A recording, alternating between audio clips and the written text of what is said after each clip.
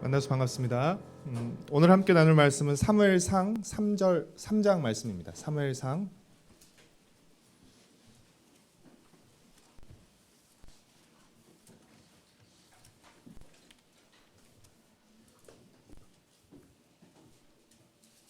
한 절씩 교독하고 마지막 절은 함께 읽도록 하겠습니다.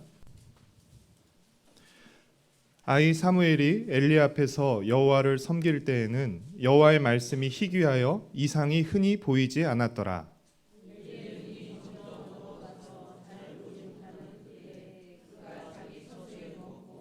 하나님의 등불은 아직 꺼지지 아니하였으며 사무엘은 하나님의 궤에 있는 여호와의 전 안에 누웠더니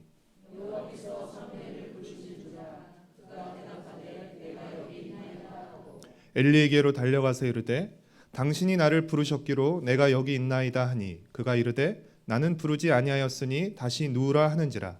그가 가서 누웠더니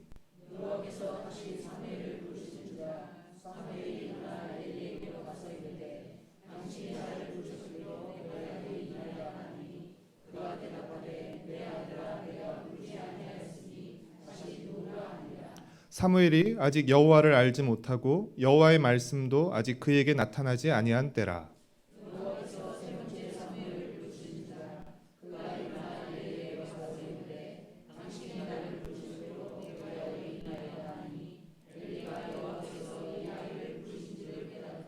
엘리가 사무엘에게 이르되 가서 누웠다가 그가 너를 부르시거든 내가 말하기를 여호와여 말씀하옵소서 주의 종이 듣겠나이다 하라 하니 이에 사무엘이 가서 자기 처소에 누우니라.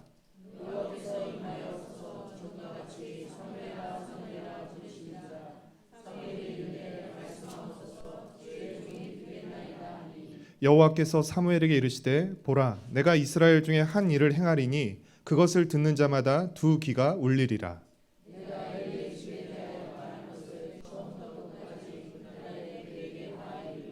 내가 그의 집을 영원토록 심판하겠다고 그에게 말한 것은 그가 아는 죄악 때문이니 이는 그가 자기의 아들들이 저주를 자청하되 금하지 아니하였음이니라.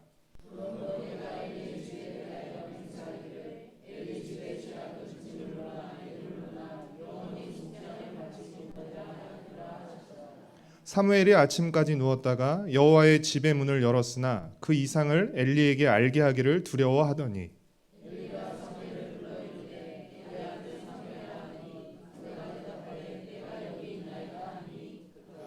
이르되 내게 무엇을 말씀하셨느냐 청하노니 내게 숨기지 말라. 내게 말씀하신 모든 것을 하나라도 숨기면 하나님이 내게 벌을 내리시고 또 내리시기를 원하노라 하는지라.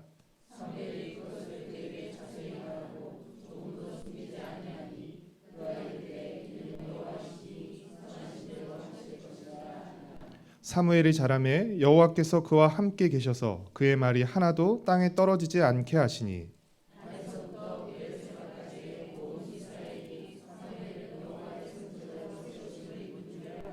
함께 읽겠습니다. 여호와께서 실로에서 다시 나타나시되 여호와께서 실로에서 여호와의 말씀으로 사무엘에게 자기를 나타내시니라. 아멘. 운동 경기나 선수, 연극, 영화, 가요나 인기 연예인 등을 열광적으로 좋아하는 사람을 일컬어서 팬이라고 합니다. 그런데 그 좋아하는 정도가 너무 지나칠 경우 비하해서 빠라고 부릅니다. 그래서 극성 팬이 남자인 경우에는 빠돌이, 여자인 경우에는 빠순이라고 부릅니다. 그러나 이 빠들이 연예인과 운동선수들에게만 있는 것은 아닙니다. 여러분 혹시 애플바라고 들어보셨습니까?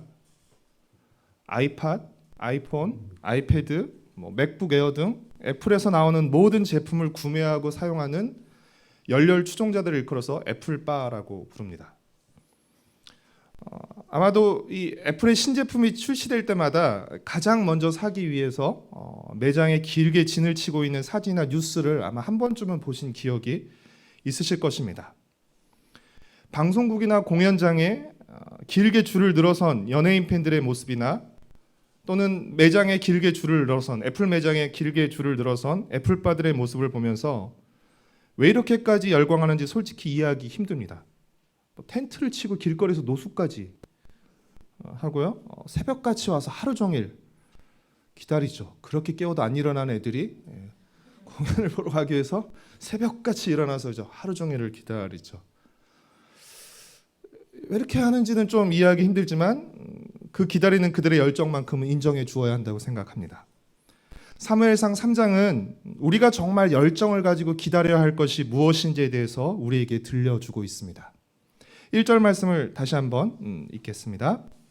아이 사무엘이 엘리 앞에서 여호와를 섬길 때에는 여호와의 말씀이 희귀하여 이상이 흔히 보이지 않았더라.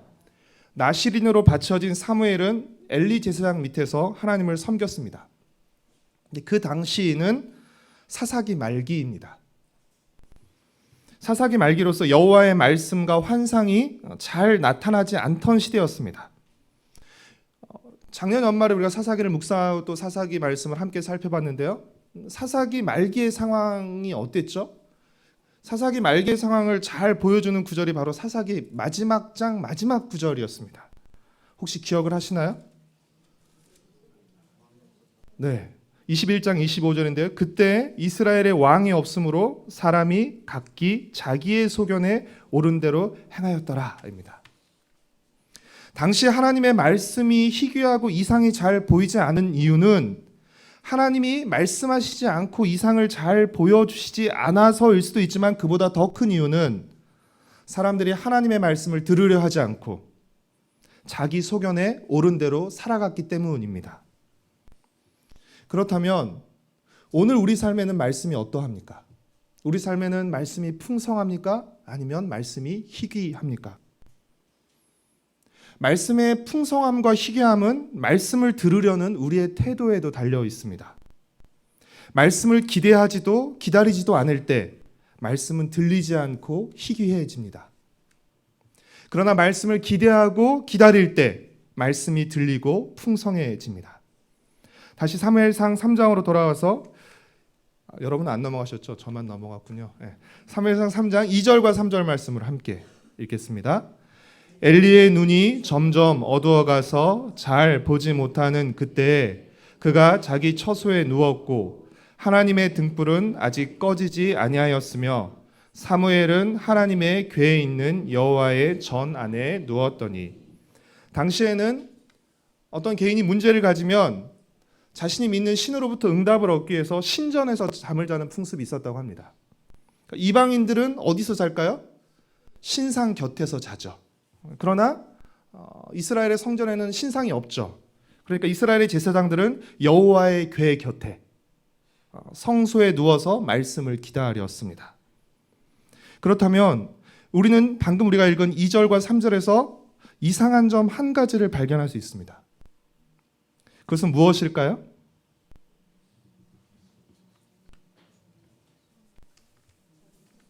제 얼굴에는 답이 나와 있지 않습니다. 성경에 나와 있습니다. 뭘까요? 어린 사무엘이 하나님의 말씀을 받으려고 여호와의 전 안에 누워 있는데 반해서 대제사장인 엘리는 자기 처소에 누워 있다는 것입니다. 말씀과 이상이 희귀한 시대에 더더욱 하나님의 말씀을 받기 힘써야 할 영적 지도자인 엘리는 어디에 누워 있는 것이죠? 자기 처소에 누워 있는 것입니다. 학자들은 엘리가 말씀을 받기 위해서 힘쓰지 않는 것과 그의 눈이 점점 어두워진 것을 연결시켜서 설명합니다. 그래서 여기서 눈은 단순히 육체적인 시력이 아니라 영적인 시력, 영적인 안목을 의미하는 걸로 보입니다. 즉 말씀을 받기 위해서, 말씀을 듣기 위해서 열정을 쏟지 않은 엘리의 영적인 태만이 그의 영적인 시력으로 이어졌고, 영적 시력 저하로 이어졌고, 이는 더 나아가서 말씀과 이상이 희귀한 이스라엘의 영적 분위기로 이어졌다는 것입니다. 그에 반해서 엘리의 수련생, 어린 수련생에 불과했던 사무엘은 어렸지만 하나님의 말씀 받기를 고대하고 여호와의 전 궤 곁에 누워 있었기 때문에 말씀과 이상이 희귀한 시대 가운데서도 하나님의 말씀을 들었습니다. 4절 말씀을 같이 읽겠습니다. 여호와께서 사무엘을 부르시는지라 그가 대답하되 내가 여기 있나이다 하고, 그러나 사무엘은 하나님이 부르셨음에도 불구하고 여호와의 전 안에서 자신을 부를 사람은 엘리 제사장밖에 없다고 생각했던 것 같습니다. 그래서 엘리에게 가서 자신을 불렀냐고 물어봅니다. 5절 말씀을 같이 읽겠습니다. 엘리에게로 달려가서 이르되 당신이 나를 부르셨기로 내가 여기 있나이다 하니 그가 이르되 나는 부르지 아니하였으니 다시 누우라 하는지라. 그가 가서 누웠더니 이 똑같은 일이 2번 더 반복되자 엘리는 하나님께서 사무엘을 부르신다는 사실을 깨닫습니다. 그리고 사무엘에게 한 번 더 하나님이 부르실 때 어떻게 대답해야 하는지를 가르쳐 줍니다. 8절과 9절 말씀을 함께 읽겠습니다. 여호와께서 3번째 사무엘을 부르시는지라. 그가 일어나 엘리에게로 가서 이르되 당신이 나를 부르셨기로 내가 여기 있나이다 하니 엘리가 여호와께서 이 아이를 부르신 줄을 깨닫고 엘리가 사무엘에게 이르되 가서 누웠다가 그가 너를 부르시거든 내가 말하기를 여호와께서 말씀하옵소서 주의 종이 듣겠나이다 하라 하니 이에 사무엘이 가서 자기 처소에 누웠더니 드디어 4번째 하나님께서 사무엘을 부르셨습니다. 그리고 사무엘은 엘리 제사장이 가르친 대로 대답했습니다. 10절 말씀을 같이 읽겠습니다. 여호와께서 임하여 서서 전과 같이 사무엘아 사무엘아 부르시는지라. 사무엘이 이르되 말씀하옵소서 주의 종이 듣겠나이다 하니. 그렇게 해서 하나님께서 사무엘에게 들려주신 첫 말씀은 어떤 말씀이었죠? 대단히 충격적이게도 자신의 스승 엘리 가문의 심판에 대한 말씀이었습니다. 12절 말씀을 함께 읽겠습니다.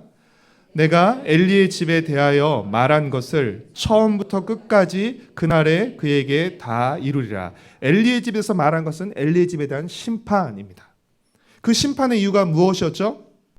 지난주에 살펴보았던 것처럼 엘리의 2 아들 홈니와 비느하스가 하나님께 드리는 제사를 멸시하고 악행을 저질렀음에도 불구하고 엘리가 그것을 막지 못했기 때문이었습니다.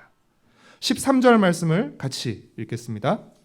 내가 그의 집을 영원토록 심판하겠다고 그에게 말한 것은 그가 아는 죄악 때문이니 이는 그가 자기의 아들들이 저주를 자청하되 금하지 아니하였음이니라. 사랑하는 성도 여러분, 하나님을 멸시하고 모독하는 것은 저주를 자청하는 것과 같다는 사실을 잊지 마시기를 바랍니다. 우리는 그 이후의 결과를 다 알고 있으니까 하나도 충격받지 않지만 엘리가 아니라 사무엘의 입장에서 한번 생각을 해보십시오. 사무엘이 하나님으로부터 이 말씀을 듣고 얼마나 놀라고 충격받았겠습니까? 자신의 스승인, 그렇죠? 비록 흠도 있고 부족함도 있지만 자신이 존경하고 그 수하에서 자라온 스승 엘리의 가문이 심판을 받는다는 것이죠. 이 하나님의 말씀을 듣고 사무엘은 이 이야기를 엘리 제사장에게 해야 되나 말아야 되나를 두고 밤새도록 고민하면서 뒤척였을 것입니다. 그렇죠? 그리고 아마 뜬 눈으로 아침을 맞았을 것입니다. 15절 말씀을 같이 읽겠습니다. 사무엘이 아침까지 누웠다가 여호와의 집의 문을 열었으나 그 이상을 엘리에게 알게 하기를 두려워하더니. 엘리는 주저하는 사무엘을 불러 하나님께서 말씀하신 그대로 숨기지 말고 말하라고 합니다. 17절 말씀을 같이 읽겠습니다. 이르되 내게 무엇을 말씀하셨느냐 청하노니 내게 숨기지 말라. 내게 말씀하신 모든 것을 하나라도 숨기면 하나님이 내게 벌을 내리시고 또 내리시기를 원하노라 하는지라. 여러분, 이 장면도 조금 이상한 모습이 하나 발견할 수 있습니다. 원래대로라면 소년 사무엘이 엘리 제사장에게 하나님의 뜻을 묻는 게 정상인데 지금은 반대로 엘리 제사장이 소년 사무엘에게 하나님의 뜻을 묻고 있습니다. 즉 엘리 제사장과 소년 사무엘의 역할이 역전되어 있는 것입니다. 비록 나이나 신분은 엘리 제사장이 훨씬 높았지만 하나님의 말씀을 들은 것은 소년 사무엘이었기 때문입니다. 사무엘은 하나님이 말씀하신 그대로 숨김없이 엘리 제사장에게 말합니다. 18절 말씀을 같이 읽겠습니다. 사무엘이 그것을 그에게 자세히 말하고 조금도 숨기지 아니하니 그가 이르되 이는 여호와이시니 선하신 대로 하실 것이니라 하니라. 사실 엘리에게 이 사무엘의 이야기는 처음 듣는 이야기는 아니었습니다. 왜 그렇죠? 2장 27절부터 36절까지 하나님의 사람을 통해서 이미 들은 내용과 같았기 때문입니다. 이렇게 소년 사무엘은 하나님의 말씀을 듣고 전하는 선지자가 되고 점점 자라나서 온 이스라엘로부터 인정받는 선지자가 됩니다. 19절과 20절 말씀을 같이 읽겠습니다. 사무엘이 자라매 여호와께서 그와 함께 계셔서 그의 말이 하나도 땅에 떨어지지 않게 하시니 단에서부터 브엘세바까지의 온 이스라엘이 사무엘은 여호와의 선지자로 세우심을 입은 줄로 알았더라. 사랑하는 성도 여러분, 하나님은 예나 지금이나 말씀으로 자신을 나타내십니다. 21절 말씀을 함께 읽겠습니다. 여호와께서 실로에서 다시 나타나시되 여호와께서 실로에서 여호와의 말씀으로 사무엘에게 자기를 나타내시니라. 사무엘을 부르시고 말씀으로 자신을 나타내신 하나님은 오늘 우리에게도 이 기록된 말씀인 성경을 통해서 우리를 부르십니다. 그리고 자신을 나타내십니다. 그렇기에 말씀을 대하는 태도가 곧 하나님을 대하는 태도와 연결됩니다. 말씀과의 거리가 하나님과의 거리로 이어지게 되는 것입니다. 사랑하는 성도 여러분, 오늘 우리 삶에는 말씀이 희귀합니까? 풍성합니까? 우리는 하나님의 말씀을 들으려는 열망을 가지고 힘써 말씀을 듣는 자리로 나아가고 있습니까? 아니면 하나님의 말씀을 들으려는 어떤 열망도 없이 말씀과 상관없는 자리에 머물러 있습니까? 얼마 전 누가복음 말씀 중에 씨 뿌리는 자의 비유, 4가지 밭의 비유를 묵상하면서 한 가지 깨달은 사실이 있습니다. 그것은 씨를 뿌린다고 다 열매를 거두는 것은 아니지만 씨가 뿌려지지 않으면 결코 열매를 거둘 수 없다는 것입니다. 씨가 뿌려진다고 다 열매를 거두는 것은 아니지만 씨가 뿌려지지 않으면 결코 열매를 거둘 수 없습니다. 또한 로마서 10장 17절 말씀 우리에게 뭐라고 말씀하고 있죠? 믿음은 말씀을 들음에서 난다라고 말하고 있습니다. 그렇게 마귀는 우리가 말씀의 자리로 나아가지 못하도록 그리고 말씀을 듣지 못하도록 방해하고 반대하는 것입니다. 우리가 말씀을 듣는다고 다 순종하는 것은 아니지만 말씀을 듣지 않으면 결코 순종할 일이 없기 때문입니다. 말씀을 듣지 않으면 우리의 믿음이 자라지 못하기 때문입니다. 그렇기에 마귀의 방해와 반대가 성공해서 우리가 말씀과 상관없는 자리에 머물고 말씀을 듣지 못해서 말씀이 희귀해지면 어떤 일들이 일어나게 될까요? 영적인 눈이 어두워지면서 우리는 자기 소견에 옳은 대로 행동하게 되는 것입니다. 잠언 29장 18절은 이것을 묵시가 없으면 백성이 방자에 행한다라고 표현하고 있습니다. 말씀이 없으면 우리의 영적인 눈이 어두워지고 영적인 눈이 어두워지면 우리는 방자에 행하게 되어 있습니다. 그리고 믿음이 약해지게 되고 그 믿음의 태만, 영적인 태만은 곧 영적인 침체로 이어지게 되는 것입니다. 사랑하는 성도 여러분, 설교를 듣는 것, 말씀을 읽는 것, 말씀을 대하는 것은 단지 신앙적, 종교적 영역에만 국한되는 일이 결코 아닙니다. 이것은 단순히 신앙생활과 관련된 그것만 관련된 일이 결코 아닙니다. 말씀을 듣는 것은 우리의 영적인 그리고 지적인, 정서적인, 신체적인 영역뿐 아니라 우리 삶의 모든 영역에 영향을 미치는 일입니다. 그래서 예수님은 마귀에게 광야에서 시험을 받으실 때 뭐라고 말씀하셨죠? 사람이 떡으로만 사는 것이 아니라 하나님의 입으로부터 나오는 모든 말씀으로 사는 것이다 라고 말씀하셨습니다. 그렇다면 우리는 어떻습니까? 말씀으로 사는 존재임에도 불구하고 혹시 우리는 말씀 없이 떡만 가지고 살아가고 있지는 않습니까? 하나님의 말씀 없이도 별다른 불편과 문제 없이 너무 잘 살아가고 있지는 않습니까? 말씀 없이 너무 잘 살아가는 것이야말로 진짜 큰 문제입니다. 말씀 없이는 결코 그리스도인으로서 정상적인 삶을 살 수 없기 때문에 그런 것입니다. 그리스도인 존재 자체가 말씀 없이는 살 수 없는 존재임에도 불구하고 말씀 없이 아무런 문제 없이 끄떡하지 않고 살아간다면 뭔가 심각한 문제가 있다는 것이 되겠죠. 성경은 말씀을 종종 영의 양식에 비유합니다. 우리에겐 육의 밥뿐 아니라 영의 밥인 말씀도 필요합니다.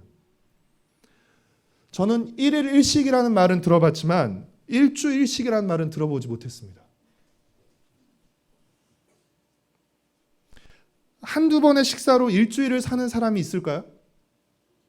정말 극단적인 경우, 아주 비상적인 사태가 아니고서는 없을 것입니다.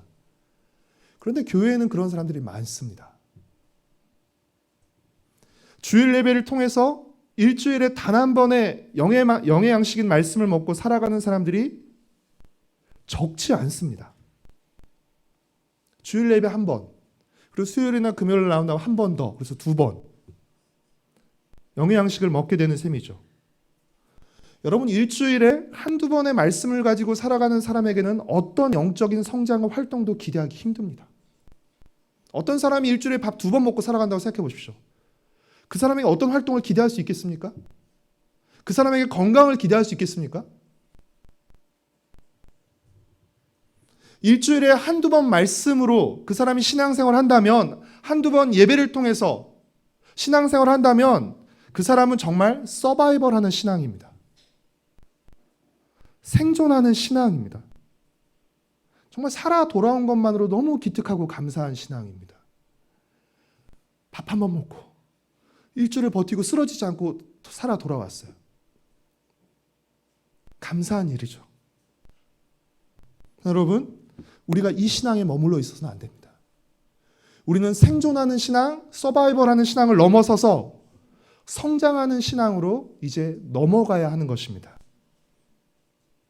우리 신앙의 모든 기반은 하나님의 말씀입니다. 올해 우리 교회 표어가 보여주듯이 뿌리가 어디에 내려 있죠? 하나님의 말씀에 내려 있는 것입니다. 그러기 위해서는 공동체로 드리는 예배뿐 아니라 여러분 개인적으로도 말씀을 가까이 하고 더욱 힘써 말씀을 읽고 들으면서 배우셔야 합니다. 날마다 기록된 하나님의 말씀인 성경을 통해서 말씀하시는 하나님을 만나셔야 합니다. 그 하나님을 만나고 하나님의 말씀을 듣고 따르는 묵상의 훈련을 하십시오. 혼자 말씀을 읽고 알아가는 것이 힘들다면 같이 할 수 있는 T라든지 마더와이즈라든지 우리 안에서 하는 성경 공부 프로그램에도 지원하십시오. 혼자 읽는 것이 어렵다면 함께 모여 읽으십시오. 사랑하는 성도 여러분, 혹시 사무엘처럼 하나님께서 사무엘아 사무엘아 하면서 우리의 이름을 불러주길 기대하십니까? 여러분의 이름을 불러주면서 하나님이 말씀하시면 훨씬 더 하나님의 말씀 잘 들으실 것 같습니까? 사무엘은 4번 만에 대답했지만 어쩌면 우리 이름 부르다가 하나님 속 꺼지실지 모르겠습니다. 예전에는 특정한 때, 특정한 장소에서만 하나님이 사람을 부르시고 자신을 나타내셨다면 이제는 기록된 말씀인 성경을 통해서 언제 어디서 누구나 하나님이 부르시고 자신을 나타내십니다. 그렇게 이 성경이 우리에게 있다는 것은 큰 축복이며 동시에 책임입니다. 하나님이 직접 우리 이름을 부르면서 우리를 부르시지는 않지만 하나님은 오늘 우리가 읽은 사무엘상 3장의 이 사무엘을 부르는 이야기를 통해서 우리를 부르시고 계신 것입니다. 성경은 하나님의 기록된 말씀입니다. 그래서 여러분이 성경을 대하시고 성경을 읽으실 때 어떤 마음으로 어떤 생각으로 성경을 읽으시 되냐면 성경을 읽는 것은 말씀하시는 하나님을 만나는 것으로 여기셔야 됩니다. 성경이라는 기독교 경전을 넓고 넓은 경전을 펼쳐서 우리가 잘 이해하지도 못하는 이야기를 읽는 어려운 어떤 고행의 수단이 아니라 이 성경은 기록된 하나님의 말씀이기에 이 성경을 펼쳐서 읽는다는 것은 말씀하시는 하나님을 만난다는 것을 의미하는 것입니다. 그리고 그 하나님의 말씀을 듣는 것을 의미하는 것입니다. 그러니 여러분, 사무엘이 했던 것과 같은 대답을 하시면서 성경을 펼치십시오. 그 대답은 무엇이죠?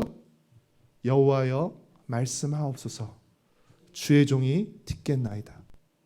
여러분, 이 고백을 하시면서 성경을 펼치십시오.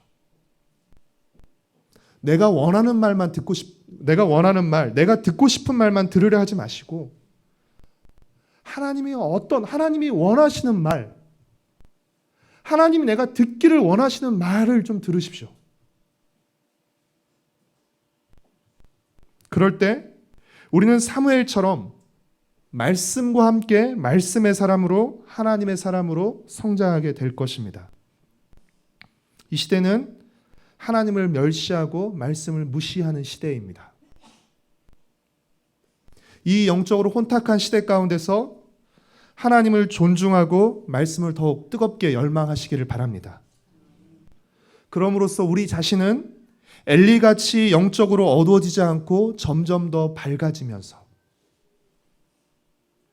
우리 자녀와 다음 세대들은 사무엘과 같이 자라게 함으로써 우리 시대에 하나님의 등불이 더 크게 타오르게 하는 이 자리에 모인 모든 성도들과 우리의 가정 그리고 세대로 공동체가 되기를 간절히 축복하고 소망합니다.